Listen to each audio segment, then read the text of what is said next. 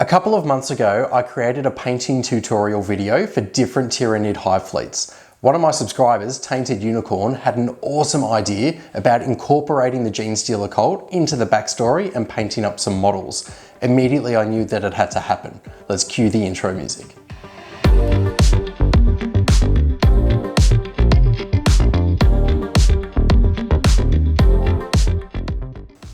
A friend of mine has laid claim to collecting the Genestealer cult, so I can't steal that from him. But I could do us both a solid favour, because I wanted to do a video where I designed some Tyranid Terrain. I could make something that matches both of our armies that we can use in our battles. Now I'm going to have to start with what story I want to tell. For thousands of years, my hive fleet have laid dormant beneath the heavy icy sheets on a distant frozen world that just so happens to be rich in metals that are important to the Imperial war machine. This planet has been inhabited by the Imperium for only a short time, around 5 years, long enough for mining towns to be constructed and a simple yet large logistical system built to transport the resources off-world. This one corporation have the mining claim on the world, and a basic planetary defense force is garrisoned for protection. Unbeknownst to them though, with each new tunnel project, they are drawing closer to the hidden turmoil that lays beneath. Okay, so we have the background to our story. Let's start with the mining corporation. I want them to be represented in the terrain as the actual miners and not a planetary defense force. The Cargo 8 ridge hauler with trailer would look cool, but it's probably too expensive for what I'm putting together. I like that it's not very aggressive, so looking at the Genestealer cult items, I think the iconic rock grinder will be perfect. It's a logical work vehicle for the corporation, and it's a good size. Everything in the Tyranids line feels too aggressive, which, I mean, obviously it should. If I'm playing this army, I don't want my opponent to be looking over at a bunch of cuddly and squishy bugs. So I think I'll look outside the Games Workshop line for something different. The key things I'm looking for here is that the model itself is obviously not an in-game model, and I also want it to look quite innocent. I can find different kinds of digestive pools, eggs and spires as terrain, but I'd like something a bit more animated. I've stumbled across these Bandai bug toys. They are giant versions of those fairly common backyard bugs that, depending where you grew up, seem to have different names. Pill bugs, roly-polies, slaters, and what I can remember calling them as a kid, bocce boys? Anyway, these things are absolutely hilarious. I sat here chuckling while I unfolded them and had a good look at them. I understand the concept of toys, I mean, look at me, but these are huge roly-poly bugs. I absolutely love it. They've got so many different variants, but I think the black one's going to be my favourite because he looks the most clumsy and the least threatening. I've picked out the truck and I've selected my bug, and it's given me a really cool idea for a story. I want the bug to be buried beneath ice sheets in a deep dark cavern, and the miners are about to stumble across it while they're looking for resources. The miners are going to make a terrible decision and drag the bug from his cave. This will be a pivotal moment and it's going to seal their fate, as this bug is about to wake the rest of the hive fleet. I don't want to make a huge diorama set piece. I've still got an idea, more on that later. I want to get to painting. Let's head upstairs. Normally before I lay any paint down, I would work my way across the model, adding some damage caused from battle with the enemy or from other creatures. But I think for this, it would be funny to have 0 damage. Like, this bug is so innocent that it hasn't even put up a fight. True to the kind of bugs in our backyard, they would just trot around and then roll into a ball if they needed. I've primed the model with black, and my goal here is to match the carapace with the rest of my Tyranid army. My fleet have the same scheme, and the penny will drop for the new inhabitants of the world when the horde burst into town with the same distinctive colours. I have a short tutorial on how I paint my armour, but if you missed it, here it is again. I work my way from dark to light, so I'm beginning with a 50-50 mix of black and Stegadon scale green. If I can manage it, I'll leave the deepest recesses black and spray the rest of the armour in this colour, but it can be tricky to achieve. I can always come back later and paint some black shadows if I need. No need to clean the airbrush between colour changes because it helps with the blend anyway. Stegadon scale green mixed with Sotek green, and I'm covering roughly 2/3 of the available space. On this armour, the lightest colours will be on the edges of the armour plates, so I'm working back in this direction. Zotek green on its own now, and what a colour. Every chance I'm going to buy a dozen of these and bury them under my house in the event they are ever discontinued, covering around 50% of the armour plates with this. I find that a few drops of some flow improver will have the paint coming out nice and smooth, and I use thinner to get the consistency down to something like milk, and then take my time with a couple of layers. Temple Guard Blue is the final airbrush colour, and I'm moving along and catching the edges of the armour plates. I think I want the eyes to glow. This can be the one ominous indicator that they didn't pick up on and can suggest that there is a synaptic link going on with this bug, which explains the rest of the hive waking up from their frozen slumber.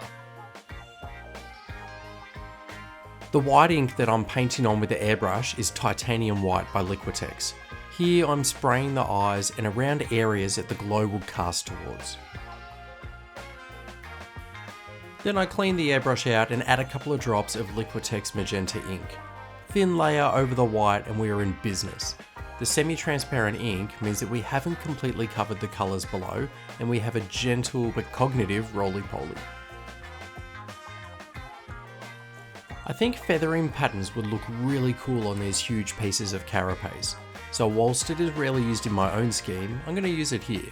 I thin down Sybarite green to create some transparency in the paint, and I'm using a neat sharp tip brush. I've chosen to create random lengths on the markings to avoid an obvious pattern. I want a colour transition in each of the markings, and the idea is to have the brightest part being on the edge of the armour. I've mixed moot green in with the Sybarite, kept the paint thin, and I'm adding to the same marks with the same technique, but the only difference here is that I'm painting inside the lower half of each individual mark. As advertised, I'm now painting thin down moot green into each feathered marking, and this time it's in the bottom third or quarter. My theory being that it makes these markings look more natural and more interesting. I end my armour scheme with a couple of green dots on various panels in a triangle formation. Oops, and I better fill in some of those armour panel lines with a shadow as well. Before you rush out and you buy yourself a brand new model in the box, make sure you actually go through your collection and that you don't already own one of the models. Completely forgot that I had one. A couple of years ago, I put together a narrative campaign for my mates. Forgot about the model, it's been sitting off to the side and it's covered in dust. I'm going to have a go at painting over the previous paint job, as I don't need the added hassle of stripping the paint, and even though there are some texture paints like Typhus Corrosion on there, I think I can use these rough patches to my advantage later. I'm reminding myself that this will be a terrain piece, and using secondhand models are perfect. Previously, I've grabbed some eBay models that were in very poor condition and turned them into some cool terrain like these ones. The model is just covered in dust. Yes, I know I should be using a brush or water, but I have one of these goo things in my desk drawer and I've been itching to use it. It boasts the quality of not leaving behind residue, but just because I'm testing it here doesn't mean you should take that as a recommendation to use it on your nice models. There's every chance my paints will have trouble sticking and I will need to wash it anyway, but we'll see how we go. The truck has been primed black, and as expected, some of the texture from the technical paints is obvious, but I'll make that work later. In my last video, I painted the plasma glow of my Blood Angels Hellblaster using acrylic inks. I was curious how that technique would hold up on something like armour panels. I think it could be a fast and easy way to paint vehicles, so I'm going to give it a shot today. I'm spraying white ink on the raised areas of the truck that I want to be brighter with my next colour. I've probably covered too much, but I was a bit nervous about leaving lots of black showing. Next time though, I'll try and leave more black remaining. Using a brush, I'm picking out some raised edges for a quick highlight using the same ink.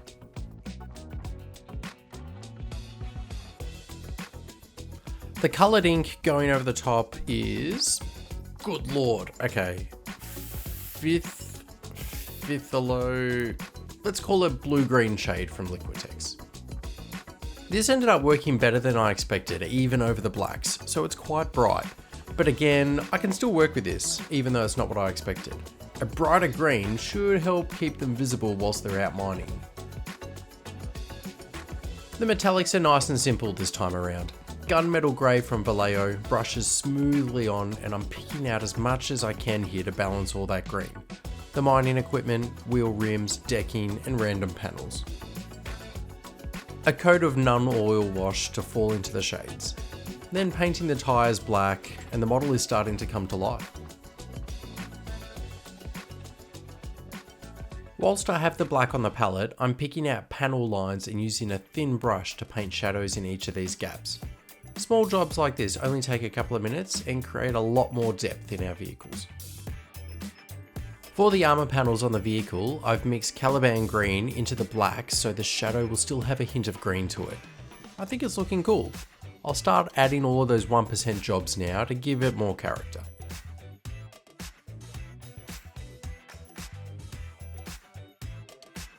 Some edge highlights on the silver just for the more raised obvious areas. The raised areas of the tyres get an edge layer of dark grey and then a thinner line of a brighter grey, and they're done. I had planned to paint some freehand mining company logos on the vehicle, but there weren't very many flat surfaces, and I also remembered that I'm terrified of painting freehand.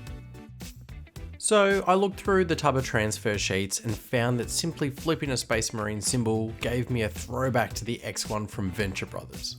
Sweet. Fortunately, I'm really smooth with transfers. Got there.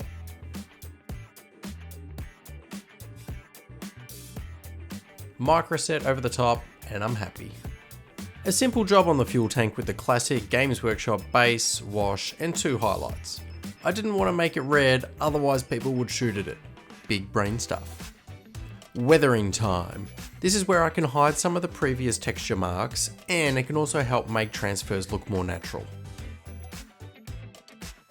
I'm using a piece of the pluck foam and Rhinox hide, and dabbing around the corners and edges where I think that our driver would bump into walls of the mine or other machinery. This outfit is well stocked and professional, but we can't avoid the odd mishap. I'm not trying to hide the area on the front left where I didn't assemble the model smoothly, and I'm instead leaning into it. A bit more damage and rust in this area to make it look like it was the miner's fault, not mine. Care for your trucks, fellas. Need a few dings on the back because there's no side mirrors. Now I highlight the underside of these chipping areas with a bright green to give them a sense of depth. Now a little typhus corrosion to add some grime. Not heaps because they wash their equipment, but certainly from today's work there will be some grimy areas. Also, why even sit down for a painting session if I'm not going to completely destroy a brush? I got to treat myself. Adding a light amount of rust to complement our weathering. Dirty down rust. Each time I'm learning more tips and tricks on how to control it. This time I've dipped the bottle in a cup of hot water for about 10 to 15 seconds and given it a good shake. Being applied warmer I've found brings out a stronger orange colour, so thanks to those of you that helped point me in the right direction for understanding it. I kicked myself for not spending the extra effort to finish my orc truck by painting the headlights. I thought I'd best do it this time around then. I'll paint the crew cabin light and also the various headlights. Some of them were aiming into the back of the dozer blade, so I'm going to point my airbrush in these parts as well. Yellow for the headlights to keep it basic, but I thought maybe a pink or red cabin light would be interesting and it would match the glowing eyes of our bug and pair the 2 models. I want to finish the models off and tie them together, so maybe I'll do this in the literal sense. I have my supplies. Yoo-hoo glue because it's funny to say, and some Hessian style string. The trick with the Yoo-hoo glue is to move quick. I squeeze some onto a card, then using a toothpick, I drag it from point to point on the model to look like slime.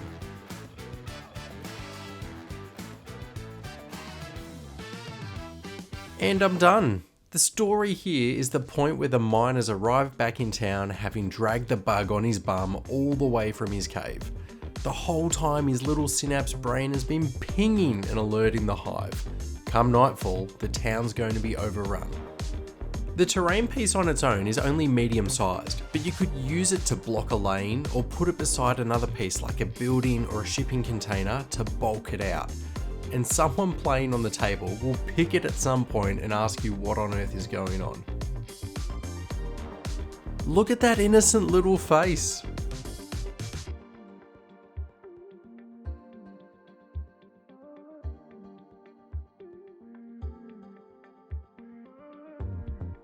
Awesome, thank you for sticking around to the end. This was fun to paint and it was pretty quick and easy in the end as well. If you enjoyed the video, be sure to let me know below and give me an idea of what else you'd like to see.